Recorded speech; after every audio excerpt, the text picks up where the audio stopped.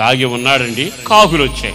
కాకులు వచ్చాక కాలం మారింది. తర్వాత ఏమన్నాడు తెలుసా? విధవరాలను నిన్ను పోషించేడుగా చేస్తాను. విధవరాలు ఇంట్లో కొన్ని సరుకుండి కాదు, బీరువా నిండా డబ్బులుండి, గాది నిండా గోధుమ పిండి ఉండి, డబ్బాల నిండా నూనె లేదు, అక్కడ ఉన్నది ఇంతే. కానీ నా దేవుడు ఏమంటాడు తెలుసా? నిన్ను వాళ్ళకి ఆశీర్వాదం చేస్తాను, వాడు నిన్ను పోషిస్తారు. ఒక అద్భుతం నేను చేయబోతున్నాను. నువ్వు ఎప్పుడైతే దాగి ఉంటావో నువ్వు ఊహించిన కార్యాలు ప్రభు నీ ఇంట్లో చేస్తాడు. 2 రొట్టెలు, మా కొడుకు ఒకటి, నాకు ఒకటి.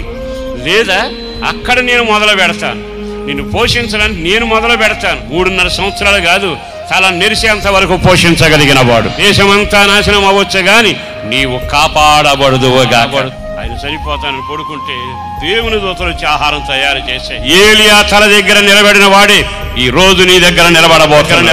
నీ పిల్లల ఆకలితో ఉండరు, నీ పిల్లల ఇబ్బందులతో ఉండరు, భయంకరమైన వ్యాధిని అనుభవించారు. దేవుని దూతలు తలుపు తట్టబోతా ఉన్నారు.